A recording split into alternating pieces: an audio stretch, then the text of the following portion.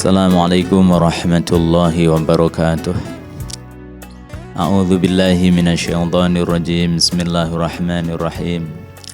Alhamdulillahilladzi khalaqal insana fi ahsani taqwim. Asyhadu an la ilaha illallah malikul haqqul mubin wa ashhadu anna Muhammadan abduhu wa rasuluhu shadiqul wa'dil amin. Allahumma salli wa sallim wa barik ala sayyidina Muhammadin khatamin nabiyyin wal mursalin wa ala alihi wa ashabihi ajma'in.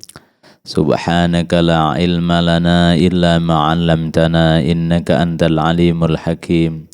Rabbi shrah li sadri wa yassir li amri wahlul 'uqdatam min lisani yafqahu qawli. Pendengar Suiba dimanapun Anda berada, alhamdulillah rasa syukur senantiasa kita haturkan kehadirat Allah Subhanahu wa Ta'ala atas segala limpahan rahmat, hidayah dan inayahnya, sehingga sampai saat ini kita masih diberikan kesehatan oleh Allah Subhanahu wa Ta'ala, sehingga kita masih dipertemukan dengan bulan suci Ramadan tahun ini dalam keadaan sehat walafiat. Pendengar Suiba dimanapun Anda berada, saya selaku penyuluh agama Kementerian Agama Kabupaten Karanganyar, kesempatan pada kali ini akan menyampaikan materi tentang bahayanya penyakit hati. Pendengar yang berbahagia, bahwa penyakit hati ini lebih berbahaya daripada penyakit fisik atau penyakit badan. Kenapa? Karena penyakit hati ini bisa membawa pelakunya nanti masuk ke dalam nerakanya Allah Subhanahu wa Ta'ala. Kalau penyakit fisik itu cukup di dunia saja. Penyakit fisik, katakanlah penyakit jantung, penyakit stroke, itu kalau sudah meninggal maka sakitnya akan hilang.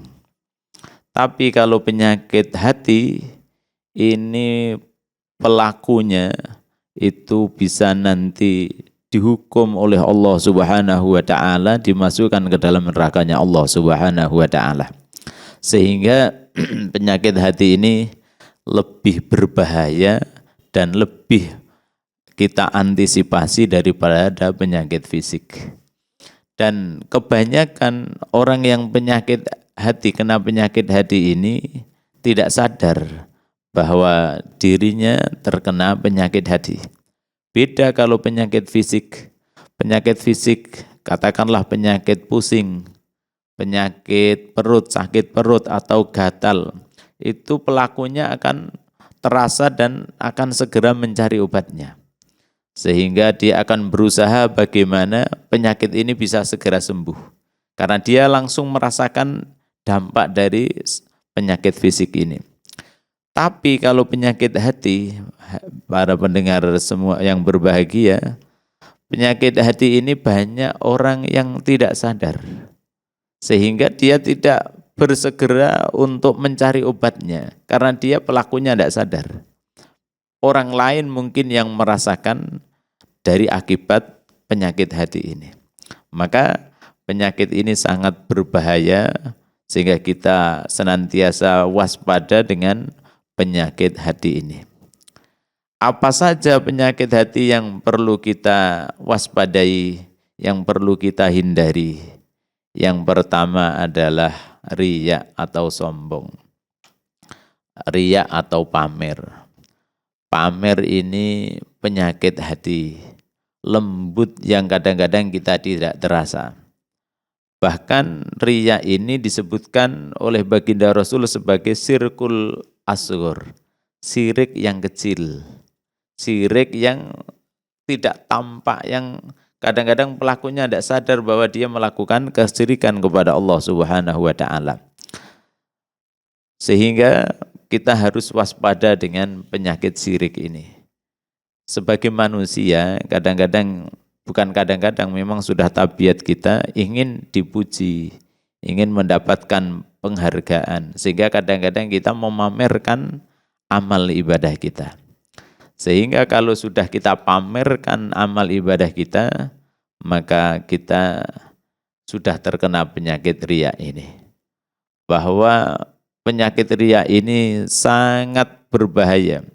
Sehingga dikatakan oleh baginda Rasulullah sallallahu alaihi wasallam di dalam hadis riwayat Ahmad, inna ahwafa ma akhafu alaikumus sirkul asghar. Sesungguhnya yang paling aku takutkan terhadap kalian adalah sirkul asghar atau sirik kecil. Wa huwa ar-riya, yaitu riya atau pamer. Yaqulullahu yaumal qiyamah, besok Allah di hari kiamat akan berkata lil muraina, kepada orang-orang yang pamer. Ketika Allah memberikan balasan pahala kepada manusia sesuai dengan amal perbuatannya, maka orang-orang yang pamer ini dikatakan oleh Allah, idhabu ilal ladzina kuntum turauna fid dunya. Sekarang kalian pergilah mencari balasan pahala kepada orang-orang yang kalian pamer dulu di dunia. Unduru hal tajiduna indahum jazaun. Kemudian lihatlah apakah kalian akan mendapatkan balasan dari orang yang kalian dulu pamer di dunia. Maka sungguh sia-sia ketika kita beramal tapi dasarnya adalah dasar riya atau pamer. Sehingga ketika kita melakukan perbuatan karena riya atau pamer, maka kita tidak akan mendapatkan apa-apa kecuali hanya pujian manusia. Padahal kita berharap amal ibadah kita ini mendapat pahala dari Allah Subhanahu wa Ta'ala.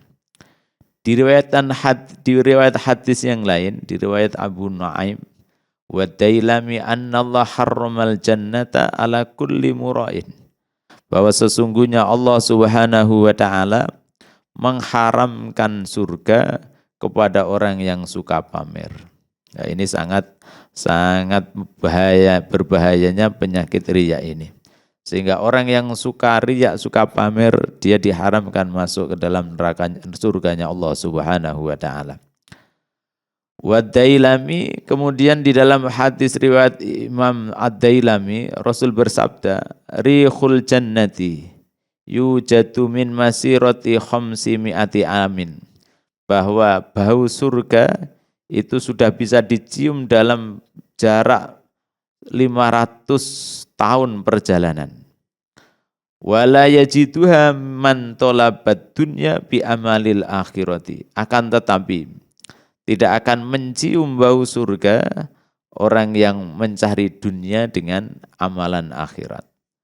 Sehingga orang yang mencari dunia tapi dengan amal akhirat, dia tidak bisa mencium bau surganya Allah Subhanahu wa Ta'ala. Padahal bau surga ini sudah bisa tercium dalam radius atau jarak perjalanan 500 tahun. Pendengar Suibah yang berbahagia, kemudian penyakit hati selanjutnya selain riya adalah kibru, sombong. Sombong ini juga penyakit yang sangat membahayakan. Kenapa? Karena orang yang sombong, dia tidak akan masuk surganya Allah Subhanahu wa Ta'ala. Karena apa? Sombong ini hanya miliknya Allah Subhanahu wa Ta'ala. Sedangkan kita manusia tidak diperkenankan sombong. Karena kita manusia ini adalah makhluk yang dhaif, makhluk yang lemah, tidak punya daya dan tidak punya kekuatan apa-apa kalau tidak mendapatkan pertolongan dari Allah Subhanahu wa Ta'ala. Maka hendaknya hilangkan sifat sombong ini di dalam diri kita. Karena apa? Iblis laknatullah alaih, yang dulunya di surga, kemudian diusir dari surga dan nanti seluruh keturunannya akan menjadi penghuni neraka gara-gara penyakit sombong ini. Bukannya iblis itu di surga malas beribadah, bukan. Iblis itu di surga dalam riwayat itu ibadahnya luar biasa, cerdasnya luar biasa, lebih terlihat unggul di kalangan malaikat. Tapi karena iblis punya penyakit sombong, ketika dia disuruh oleh Allah Subhanahu wa taala untuk sujud kepada Adam, dia menolak. Wa id qulna lil malaikati isjudu li adama fasajadu illa iblis aba wastakbara wa kana minal kafirin. Ketika Allah berkata kepada para malaikat, sujudlah kalian semua kepada Adam. Fasajadu, maka seluruh malaikat bersujud illa iblis, kecuali iblis. Aba wastakbar, dia membangkang dan dia sombong. Wa kana minal kafirin. Kemudian dia termasuk orang yang kafir. Kemudian di dalam surat Al-A'raf Allah mempertegas lagi. Ditanya kenapa tidak mau sujud kepada Adam alaihi salam. Maka iblis dengan tegas mengatakan, ana khairum minhu, khalaqtani min nar wa khalaqtahu min tin. Wahai ya Rabb, kenapa aku harus sujud kepada Adam? Padahal aku lebih baik daripada dia. Kau ciptakan aku dari api, sedangkan kau ciptakan Adam dari tanah. Kami ini di surga sudah lama, sudah ribuan tahun, sedangkan Adam baru kemarin kau ciptakan. Bagaimana mungkin aku harus sujud hormat kepada Adam?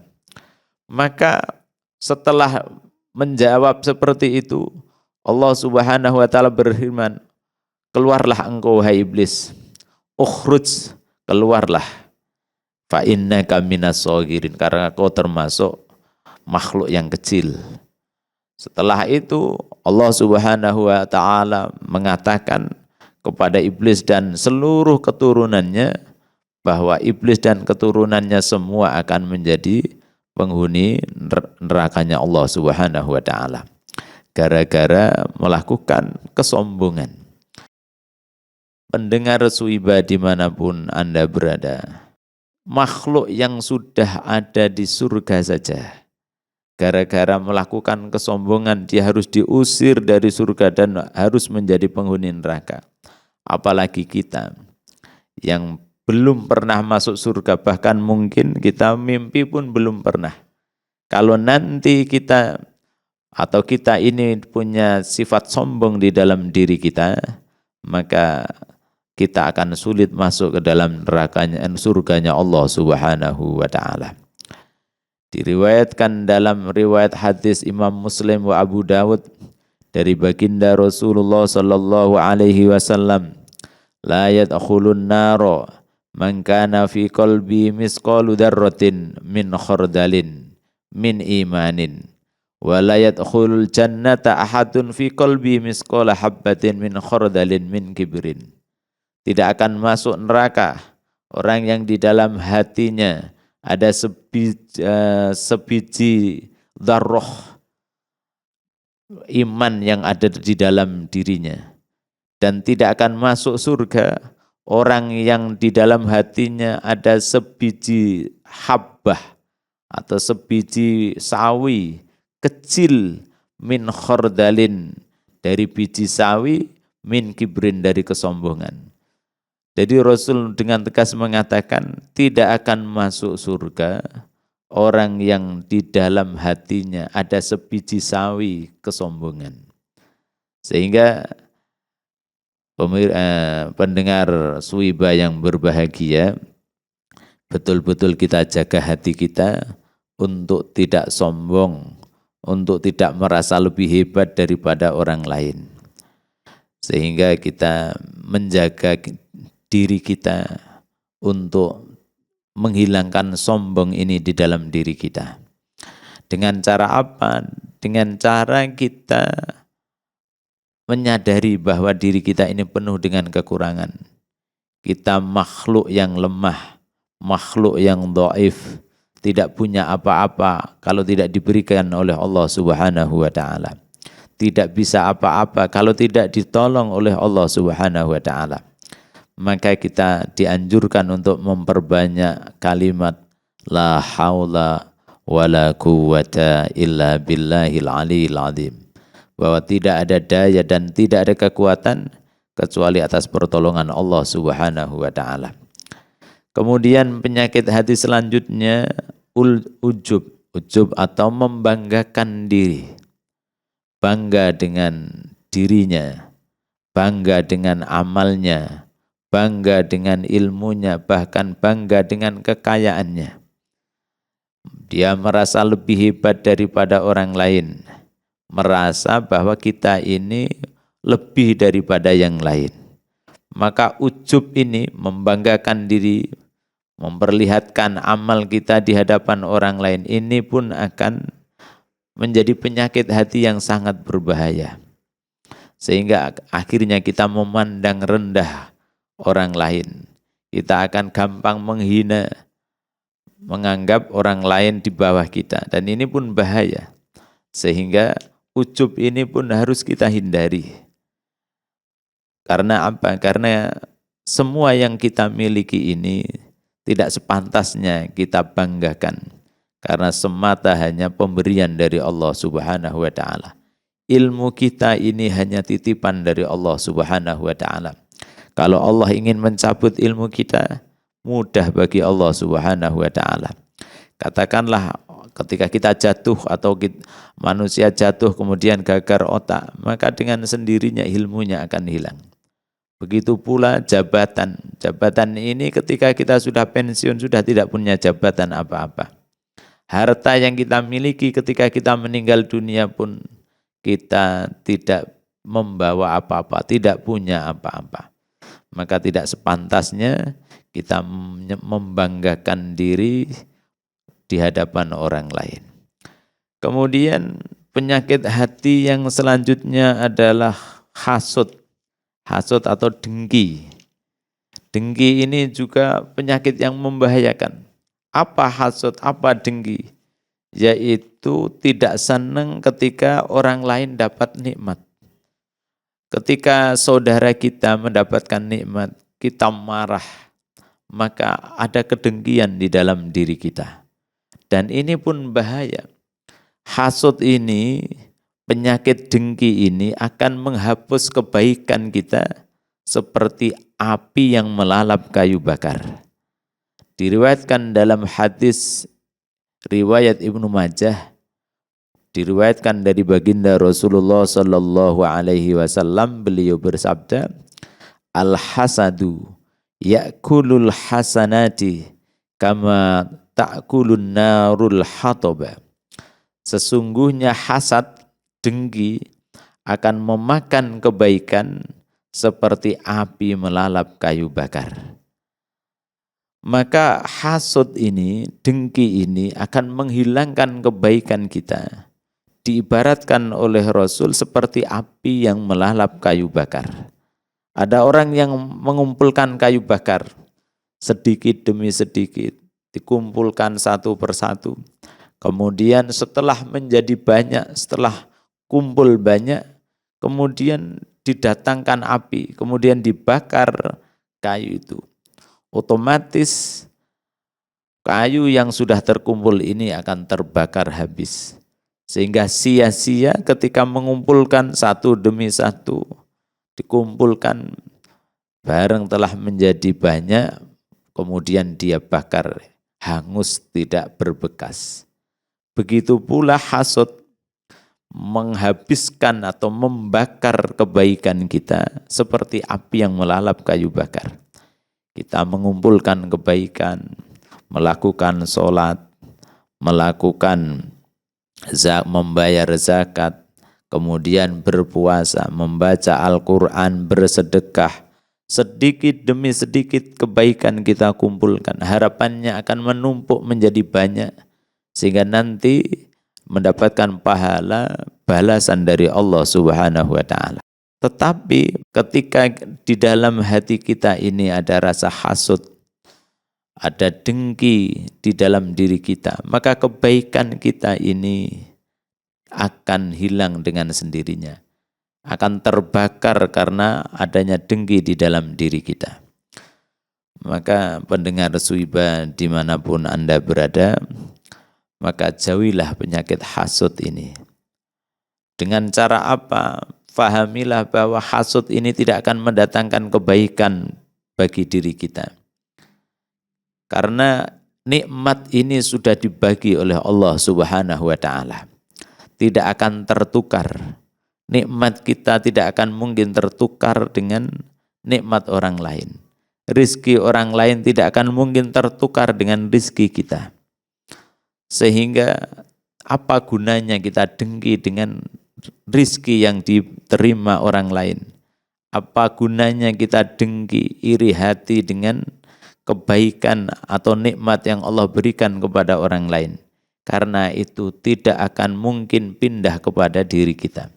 Yang ada hanya akan menjengkelkan hati kita.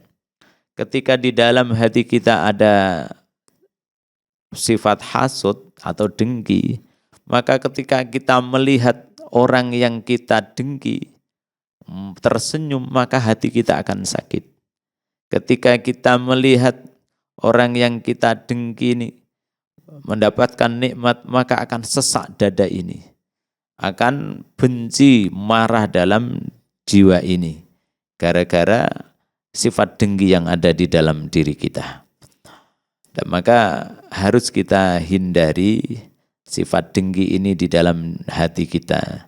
Karena tidak akan mendatangkan kebaikan apapun kecuali hanya akan menghabiskan pahala ibadah kita.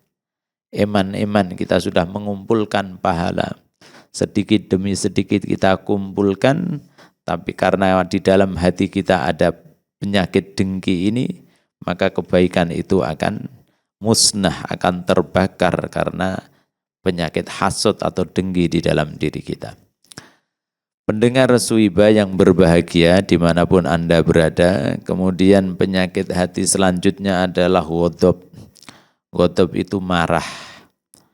Jadi marah ini tidak mendatangkan kebaikan, tapi akan membinasakan kita. Karena apa? Marah ini termasuk dari asapnya api neraka jahanamnya Allah Subhanahu wa taala. Yang Allah taruh di dunia ini, idza ghadaba, maka ketika ada orang marah, ihmarat ainuhu, maka matanya akan memerah, warbadda wajhu, kemudian wajahnya pun akan masam akan memerah, kemudian otot-ototnya pun akan mengenjang.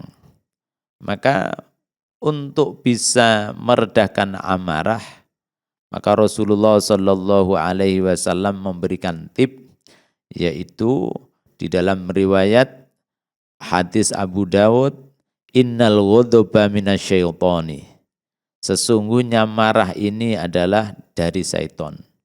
Wa syaitanu khuliqam minan nar, sedangkan syaitan ini diciptakan dari api. Wa inna ma yudfa'u, dan sesungguhnya api ini akan mati bil ma'i, dengan air. Jadi untuk bisa memadamkan api ya dengan air. Fa idza ghadaba ahadukum, maka apabila salah satu di antara kalian sedang marah, falyatawaddo, maka hendaknya dia berwudu untuk meredakan amarahnya.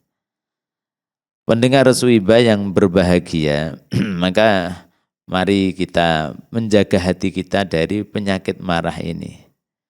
Maka dikatakan oleh Rasulullah Shallallahu Alaihi Wasallam, la taqdob, la taqdob, la taqdob, walakal jannah. Jangan kamu marah, jangan kamu marah, jangan kamu marah, maka bagimu surga. Maka orang yang tidak gampang marah, dia akan mudah masuk ke dalam surganya Allah Subhanahu wa taala. Tapi sebaliknya, orang yang gampang marah, gampang emosi, dia akan sulit masuk ke dalam surganya Allah Subhanahu wa taala. Orang yang marah ini biasanya dia tidak menerima dengan kenyataan, tidak menerima takdir yang menimpa dirinya. Padahal kita sebagai insan yang beriman, rukun iman yang keenam itu yaitu beriman dengan qadar takdirnya Allah Subhanahu wa taala. Khairihi min sarrihi, khairihi wa sarrihi minallahi taala. Baik buruknya takdir itu sudah ditetapkan oleh Allah Subhanahu wa taala. Sehingga kalau kita memahami hal ini, kita tidak gampang marah. Karena faham bahwa apa yang menimpa kita, apa yang terjadi di muka bumi ini, semua sesuai dengan kehendak takdirnya Allah Subhanahu wa taala. Ma asaba mim musibatin wala fi fil ardi wala fi anfusikum illa fi kitabim min qabli an nabraha. Tidaklah musibah terjadi di bumi ini dan musibah menimpa kalian kecuali semua itu telah ditetapkan oleh Allah Subhanahu wa taala sebelum terjadi musibah tersebut. Sehingga kalau kita faham dengan hal ini, kita akan bisa menerima dengan lapang dada apa yang terjadi di dunia ini dan apa yang menimpa kita. Sehingga kita tidak gampang marah, tidak gampang tersulit emosi, sehingga akhirnya hati kita akan senantiasa tenang. Pendengar Suwibah yang berbahagia dimanapun Anda berada, itu beberapa penyakit hati yang perlu kita fahami dan perlu kita hindari. Karena penyakit-penyakit hati ini akan bisa membawa konsekuensi sampai kita meninggal dunia. Di awal saya sudah menyampaikan bahwa kalau penyakit fisik itu kalau sudah meninggal sudah hilang penyakitnya. Sehingga tidak ada ceritanya orang masuk neraka gara-gara penyakit jantung. Kenapa masuk neraka dulu sakit perut atau sakit ginjal, enggak. Tapi banyak orang yang masuk neraka gara-gara penyakit riya, gara-gara sombong, gara-gara ujub, gara-gara hasud, gara-gara suka marah. Sehingga banyak orang yang masuk neraka karena penyakit hati ini. Maka begitu bahayanya penyakit hati sehingga perlu kita waspadai dan kita antisipasi seraya kita berdoa memohon kepada Allah Subhanahu wa taala semoga Allah menyembuhkan penyakit-penyakit hati dari hati kita sehingga hati kita menjadi hati yang sehat, qalbun salim, hati yang sehat yang tidak berpenyakit. Demikian pendengar Suwibah dimanapun Anda berada yang dapat kami sampaikan tentang bahayanya penyakit hati. Semoga yang sedikit ini ada manfaatnya. Mohon maaf apabila ada kesalahan dan kekhilafan. Semoga Allah senantiasa memberikan pertolongan, bimbingan kepada kita. Dan semoga Allah senantiasa memberikan keselamatan dan kebahagiaan kepada kita. Tidak hanya di dunia, tapi kelak semoga Allah senantiasa memberikan keselamatan dan kebahagiaan kepada kita di yaumil qiyamah atau di alam akhirat. Amin, amin, amin ya rabbal alamin. Hadanallahu wa iyyakum ajmain. Subhanakallahumma bihamdika asyhadu an la ilaha illa anta astaghfiruka wa atubu ilaik. Wal afu minkum. Assalamualaikum warahmatullahi wabarakatuh.